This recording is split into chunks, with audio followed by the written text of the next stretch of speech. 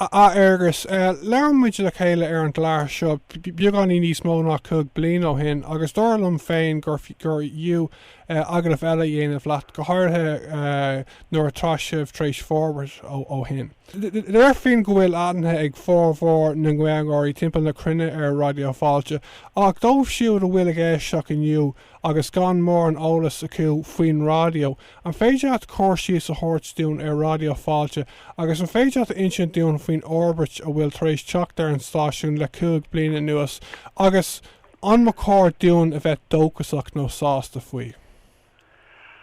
Well, Darren Gramagat is just Lord Slatteration, ye Kuglina. Came out, well, the Kivalum, good year, there's my Kuglina hen, but Jerhin go will Kivna Master Meyer Ormsa, Free Marvi Cursi and Chin. Radio Fáilte is in Stáisiún Lán Gaeilge Imal Feirste.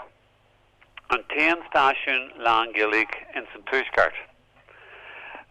Stáisiún Pobalmuid, agus Táimid Crealú Imal Feirste an seo, agus fud an dóin an idirlíne www.radiofáilte.com, Imal Feirste Ian Náide Seacht Punche FM. Is stáisiún a crealán de gach ish grúpa agus gach sim grúpa mas mailat. So including mid remse lahan de glár idir glár nuíochta, glár ceoil, glár sports, glár bunan leis na halinne agus surilla gach remse lahan. Crealán mid ceithre uair fí agus Tamid lonithe and Vimid lonithe Cúig bliana hen Vimid lonithe in St. Cultúrlann and Shaw Mal Feirste is doig meo kids in the history Aonach and Cultúrlann and Shaw in the intak wog mid Mac on Cultúrlann there are 3 bliana hen mark and yarn shit yeshu or an urgniv August Nirushi omlan Forstenach der station radio nura the Jeshu Cretinha mar the mezzanines agus a lehead sin an agus sin jacker with radio. So an ish tamid lonithe ag bon mór na wall in my Feirste Eister baniam twin spires congrach the art aglish ni father agus tamid lonithe and sin agus a crealú lin o majin gahiha cer is fiha gachla. Sige héintach. Is é sin rud an bhhar rud ionach go bhfuil sibh an áit eile an héann tú go bhfuil an áit an bhfuil sibh lonithe is níos fearr ná an áit dhearnach an raibh sibh. Well, is áit deasa tá an táid níos congraí de lár na cathrach agus is maithe rud sin. Ag an tíomh eile bhí an Cultúrlann agus tá Cultúrlann ionach mar image in a min Gilgory Hart Urt and Tamar Fad. August is Fedger Ben Kurtrion, August is Fedger Dinia Isle Hagalaviano or Dini Simu like Jack and Tam or Fad mar Ben McD Gilig on in Chen and Bliana Fad. So in Sandorishen is Doigo mit Gittabug a Mac as an Larian ni Woolen mis le Gilgory Kovenik Fugamin Kidwai Gilgory Jack and Shaw Gahariha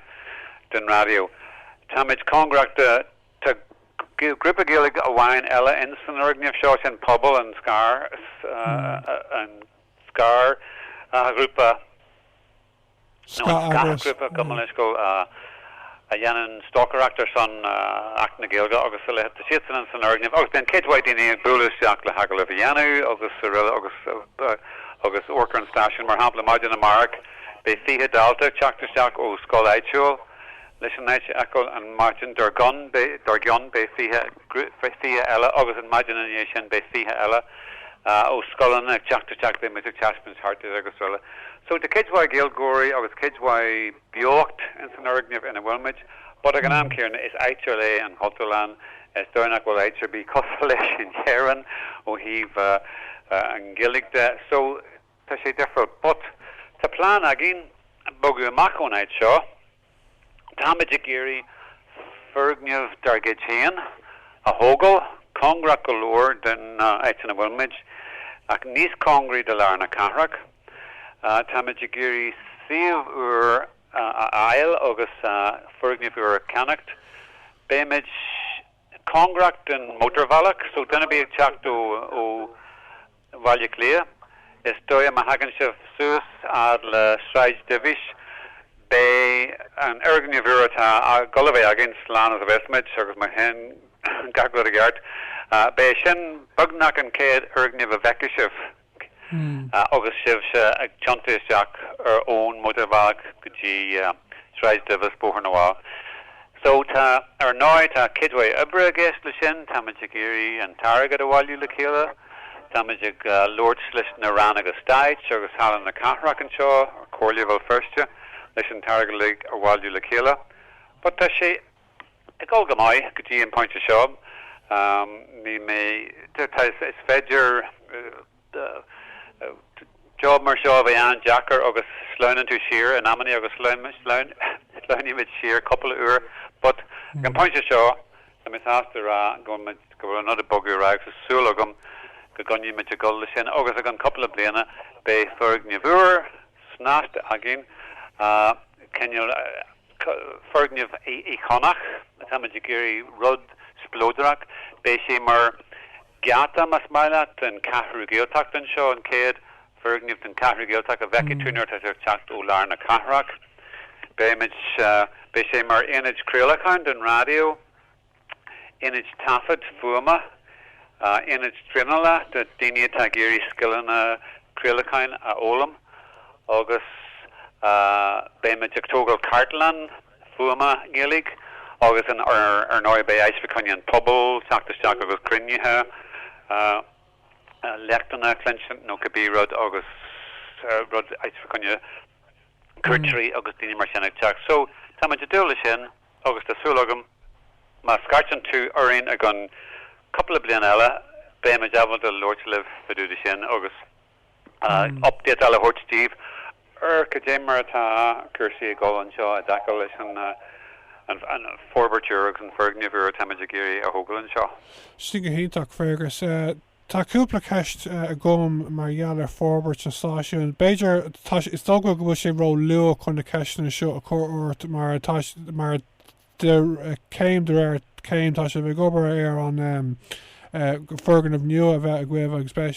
sin ionach nó tá sé sin a gcuibh agus mar sort gata go dtí an cathrú gaeltachta be sin ionach. Just buidlam an ceisna gáil chóirt ar faoi Forbairt an stáisiún a rís a rénos. An bhfuil sibh sásta leis na hacfaní atá a gcuibh anis nó bhfuil an spásán chun Forbairt níos mó a dhéanamh dá mé ó acfaní sa bhreise got agus Fergus an mé sibh a bhábhar Raidió Fáilte a bheith ar fád ar FM ar an radio timpeall thuaisceart ar fád nó bhfuil sibh sásta freastal ar mór ceant ar Bell Feirste amháin. Well tá gá céistin sin in san ergniamh as a táid inné thosaimid amach an seo bhí gá siomra a gin bhí siomra in a ró a bhí rinse a lá agus bhí gá studio in lá Hawain agus offic in lá heile. Bhí siomra bag eile a gin agus ar nói bhí sin rinse a bhí offic Hawain agus bhí spás bag tíb míad offic agus bhí agriacht eile in san fi sin so bhí mit agriacht eile géala go bhí a lorg spás ag an am Lonnie hen sin so bhí mit brutisteach a spás an bhagan seo nuair a bhag mit isteach ag an tús. Ó hen firmid couple of siomra eile agus anis táid tá rudí go gomáid go leor spás agin den airine agin táid inné an airine a bhéadú tá duine déag anis a goberlin ar Páirt Amsirthe agus Lán Amsirthe agus tá go leor spás agin ar nói a gcónaí is féidir cur leis an méid atá agat, but ag an pointe seo táid sásta go leor. The ócaid agin a couple of seachtain ó hen leis an spás uirta agin a Celarú bhí sé féin níor FM mar céidte sin UNESCO lá International de Radio rinmid ócaid all mhór seo leis an lá sin a Celarú agus leis an spás agus an hofií uirta agin a haspins den Grafobal so thugmid choú in na scolanna éitiúil bhí hart fa séisiir Scolanna a chur daltaí ard level, sin daltaí seach bliana ach bliana déag de éise teag fólam Gaelig. Bhí an áit land an daoine ógad an is sin, hí na grúpi Gaelga, an seo len grúpi ar fud na tíir go banach, agus bhí hanig an taire cultar, Carol ní Killen, agus bhí Sean O'Kenno oras na Gaelga, agus grúpi eile Irish Language Broadcast Fund agus daoine mar sin. So bhí an áit plodithe bhí lá an splódarach agus an pléisirethe agin, agus an sin hanig Ronan McAdam ó Raidió na Gaeltachta, agus creail sé a show Ronan bio, an lá sin agus bhí sé creailta bio ó studio an seo a Raidió Fáilte, agus an áim ar atá agad. Bhí co-crealú deanta agin le Raidió na Lifa a Mália Clia, agus Raidió Near FM a Mália Clia, agus Raidió na Gaeltachta, agus Raidió Fáilte. Sin an ceir stáisiún a lige crealú ó ná agan am amháin an seo céirna a bhí meid a crealú an áid seo. So bhí buzz intach ar an lá sin, bhí kidhhaid daoine hart, bhí daoine óga ar fod na háite a lige intach tóga. So bhí sin an mói. So is feidir kidhhaid anú leis an spáiste agin, but mar hagin gach duine is feidir a gcónaí níos mó anú agus tá meid agórcar an urg na bhuairenis mar seans nuair tá sé tóca chur leis an méid ibre agus an seirbhís a táid ag so láthair. Agus an céiste luítar an darna céis na faoi creailú ar fud na sé condé nó níos fuide. Bhí méid a caint le Hofcom sin na hútaríis Crealacáin in London. Faúda sin, de réir na réalacha tá acu. Níl cad ag stáisiún pobl bheith creailú níos fuide na limistíor 5 kilometer. So tá méid teoranta sa bhéid sin, clúdaíonn sin Bhfuil Feirste agus Getabug Tíb Míide sin, but tá daoine ó Cantracha Tíb Míide Bhfuil Feirste bhíon arálinn go minic ba bhfuil lá seirbhís Raidió Fáilte a clinsint ina gantar héan. Mar jaler sin huimiid jagwal le Hofcom rinch ura tamalo hen is fi mit golda sin. A géri or hu cad a hortstuin a bheith creailú níos fuite na Bhfuil Feirste. Ach go dtí an pointse seo níor thug siad an cad sin. Is dóigh go muid bur faoi réamh hampla na rudan seach, but níor thug siad an cad doing go bhfuil fiú in Alban mar a hiigim sa é tá stáisiún pobl áirithe in Alban ach tá abalta creailú níos fuide na an teorann sin 5 kilometer agus an leisciúil a thugan Ofcom mar jaler sin dearann siad bhfuil is pobl scapa sin pobl ar na Hilleanacha suas in Alban sin dearann siad bhfuil mar jaler an pobl a bheith scapithe agus sciilte ar fud na Hilleanacha an sin go dtugann siad cad a bheith creailú níos fuide na 5 kilometer. Murray 4th FM sínam go sin ceann acu agus tá duine gáil ar cuairt acu an seachtain seo mar tharlíonn sé le cuasaí a phlé lá. So tá ag gáil de Ofcom tá a chur in na céisna orthú agus tá a géirí go méimiid abalta creailú ar fud na sé condé fiú I gore le kids na grúpi Gaelig ar fod na sé condé atá géirí sin agus go goméisiad san abalta seoanna a hafad agus a creailú ar an seirbhís mar a stáisiún pobl muid tá sé an táhaach go bhfuil muid ceangatil leis an pobl cabbí áit bhfuil an pobl sin.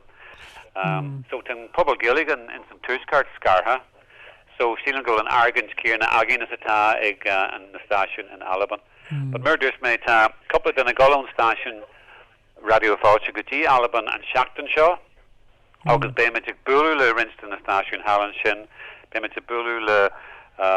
Raidió na Gael sin stáisiún Gaelic ag an BBC, béimiid ag bualadh le Celtic Media, grúpa Eoghain sin a deanan co-ibrúlinn an ammaní faoi creailú seachtracha agus eilehead, agus Murray 4th FM mar dúirtmid agus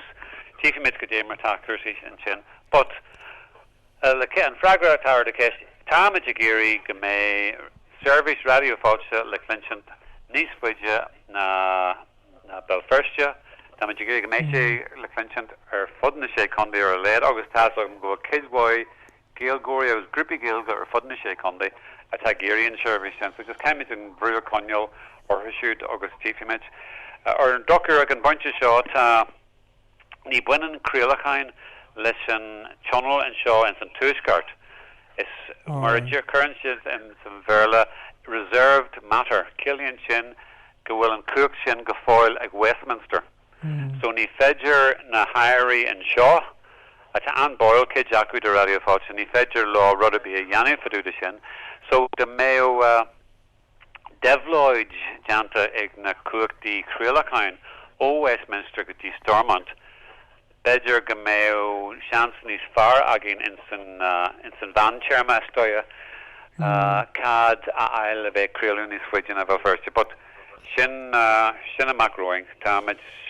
a trades Lynn Gafoil a Girian service a Latin Mac Higna Nadini or Fud na shake on the August of the Cheer Tagiri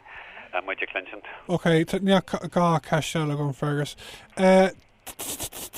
Tigam gur thug ofcom an túdras creatóachta ahananta Radio G sé sin stáisiún radio pobl Gaelga I gCrann tuchar ach ní léonú cloiste gom faoi ó hinní le an léon ólas sa bhreise go ar Radio G agus cátá ag tarlú an níis. Well, tá agam go bhfuil céadhhaid Forbairt go ra híos an gCrann tuchar tá siad ag tógal lá agus a chur le leis an gillig an san cantar agus le tógrio a céadú leis an gillig so is pobl an gríwach agus an maihéad now de réir mar higamsa agus beisi is far as do Lord láfaisiid fa dúda sin de réir mar higamsam ní bhuairsiid ní siad a críala go fáil sin kenú agus tá siad a gcóirc ar na feidirachtaí agus a géirí rudí a háins le céile bhí mé caint lá rin seachtain ó hen ar náid a Virginia Brass as de céadú lá agus tacheart a Hortstíh but tegam go should feveru ag kidsway ober ella ta fi lab acu agus tas agad hen is job master trom leveg sturu station pobo gilig no station radio o lagale so tegam and jackrote acu Níl caint fao station langili tá the caint fao gas station ga hanga but ag an am céanna tá dechar go leor go hairí ag station bob a grúpa tíimide cantar Arbanach tá níos lú daoine hart agus rula so but tá agam go bhfuil sé rinsin acu go fáil a dhéanú but níl sé deanta go fáil mar a higamsa but ní bhfuil am Lord ar san but ting mar a higamsa ar náid be Radio Fáilte Brass as the Kidju law no the drama be a Tagiri station gillig a one fecum station mar Balak Moilish Gilligus Bragu or Fudden the Chira Gabonasak Uyagus Haas is really intact Konya groupa Gilga just live able to be Creoli or the Tafin and Technoliac doer Dini Bragan che Dini Oga August Tugan che Shans the Guinea Big Usiching Gillig Malak Simula agus Gohex Nua Amsterdam agus Rilla so Shinmer ta Kangle G Tamage Gafoil or ta Tarn Tucker Gafoil Ober Mar Higgamsa or Radio G agus Bela Feckle. Yeah, but sin ítach tá siúil gom go dtiocfaí sé sa man terma, you know. Just mar just in Cundan rudí ar Virginia. Bhí Virginia nuair uiltí Ofcom doing le bheith crealir fod na sé conde Cundan rudí fléimid lá na gannyanimid Kenyal Aonach no network de stáisiún Gaelig ar fod na haite. Agus as sin hanig an smaoinú faoi Radio G. Agus mata grúpi ella an muon sin atá sílan siad go mé an golóir acquaní acu leis le stáisiún a bhhainú well béimiid sásta takeú le sin cumáid mar Kenyal Balak Aohain leis an Gaelig agus radio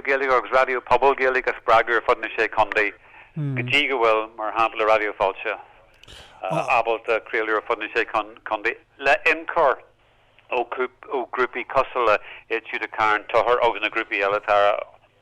an éit na defriúil ar fod na sé condaí. Agus tá gcuil chláiste nniu ag Gaelscoil i gunda deire nach bhfuil ag gúpla bliana nach bhfuil? Ta kidwai rudi gol susan sin nil me omlan sus condata leis na min sonry an cation, but ta go over inta go rai susan nera ta Cultúrlann inta aku husan sin agus ta dini husan sin an chamanta so vi sitan a geri stáisiún radio a wonu kamai, but ta five and sin major le hofcom to sitan around Nachwil spas na hair tunti no an spectrum for Cunya Station Ellen and Canterson. Now neurokermit case or he will juckle live a husband's doing the Cantraca and a will spas in spectrum or even the hair tunti da ni rumage fragger in case and to get the bug it's really intact look where is and spectrum electromagnetic no could be and spectrum radio August is doig go bhfuil na húdarí a géirí céiste sin a coinneil sa dós go mé jabal de béis abal de yield na drama na áirithe. So go dtí seo sin skill ó híh radio in nera, but tá agam go bhfuil gobar a ráid an Cultúrlann fiú tá siad a glacu sealah ar urgniú uair bell doras agus béis sinnig méadú so tá Dara gáil neart go neart nabi hokla vi kennt beú sin. Okay, just mar ceisiarnach agus zocha be seo de talánúí ag tarlú so zocha beidir béis Jack an ceisio a ragart. Ach an féide a ráún faoin ísetá agat maidir leis an gréaltáach de radio ghilge dúsgad éan an is le cad a bheitán sa blianta amachrán beidir cúig blian amachrán like. Well, mar dúirs méid a sulgan go mé inid agin an seo Raidió Fáilte an taine me inid agin an rud a bhí me cainfrí a tamid iri a hógal hísan sin an taine me tamid cur ar an tionscanál sin na línra olú an smaintú atá ar cúil an smínú sin na go méh cenne línra de grúpi géalga nó de stáisiún radio géalga nó daine tá gobars na man commerceide ura ar fod na sé condi an agus ar fod na tíre en a homlan agus bheit dinne abal a céidir lá a ggóir le grúpi eile cumai. But sílam in san aimsir tá roinnt agan héan go dimmertá technoliacht ura a ggó tá na daine óga go haire héan tactóga leis na man commerceide electronach leis na man commerceide socialta. Tá sé tóga le radio cumai mar is rud gur féidir an grad denna shelah a glacu agus parch a bheith acu in san rud níos mó na telefís níos costa sí agus tá trelah inta costa seachta dhí agus sa rilas so tá sé jackar fiú go bhfuil céim an a deanta sa tro sin tá sé jackar an telefís a dhéanú có poblach mas maile, but le radio agus leis na an technoliaachta ura tá teachtará tá rudí a gathraí agus sin go bhfuil seans iontach an sin chunne teangar bí go hairíonn san cá seo an géalaigh le bheith oscóir an phobal daoine ag anú commerceid lena chéile agus rila so táimeide an urgneamh uair táimeide cainsfrion seo línra olú táimeide géir tó a thógal ar náid bé sé mar inid de Raidió Fáilte bei Raidió Fáilte creailiú an sin bei ait fa conne tafad fuama agus tafad eile stoia comai ach béimiid agus béimiid anú Traonaigh agus mar de réir mar ahraíonn cuasaí technoliaachta agus an na man commerceide uair béimiid glacu sinna ligar ward sa doras go bhfuil me suas con data le cabbí platform uair atá an maidir leis na man social na man socialta tá inis bin gachtainna gáil de Facebook agus Twitter agus couple of rodella couple of bliana hen Bebo no MySpace but tá rud a gahrú de réir chéile agus caiimiid conneal suas con data leis na rudí uair tá gorá agus na hathraíthe deabhnacha tá gorá an maidir leis na man commerceide agus na man socialta so in san inid uair be Virginia a géirí Traonaigh hortear na rudí sin agus coordinú dhéanú ar grúpi má tá grúpi ar fud na tíra atá géirí Traonaigh ag tá géirí céadú le inid is set out suas so híh na man commerceáide go Harrier radio be Virginia a géirí céadú le sin agus is súlagam mar dúirs mé ma ahraíon rudaí ó beidir na cuachtaí Crealachain ó Westminster go Stormont agus ma tá aire in sin atá sásta a bheith atá boiled an minú sin tásúlagam go bheiceimiid go mé stáisiún pobl eile ar fud na sé condaí agus grúpaí ábalta úsid le service omlan a creaú ar fud na sé condaí so beidir go mé Raidió Fáilte beidir go mé stáisiún ar fud na sé condaí nó go mé grúpaí ar fud na sé condaí ábalta Raidió Fáilte Clinstant ach ar for kids den am be me Clinstant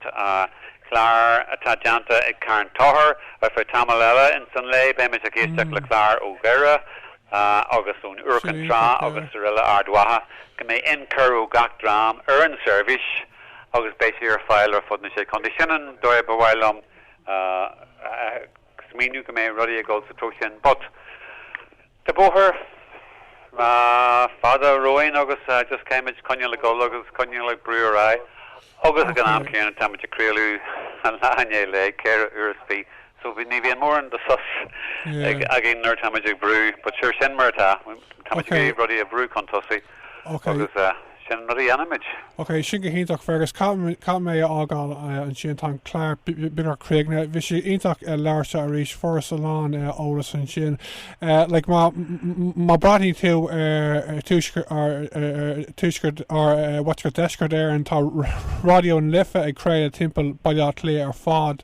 So bacór taisa gom bhfuil údras difriú i gceist module afcám a dúisgurt ar nach bacór sílam go méach Raidió Fáilte nó stáisiún gweagar a bháin áirithe in an cré timppla an sát ar fád a dúisgurt ar an be sin ionach so sin an cosper. Ok, Fergus, Tom Kinche, it's a Sean Cade or Larsa, a raise a kind shot, and reach a catchy, Sean Cade or con Larsa there and Raidió Fáilte bliana. So, Tommy Kinche, Márta in New York Simul, go Juki, go maybe count or near families, Adrian Darlene, right? Fiverby, Germagadan, Tashaguni Jaslaveg, Lurcher, or near FM, my chef, mór le gachtain an tag obair go cruú hí san sin cumáid. Agus díobh sin freisin. Slán go fáil Fergus, right?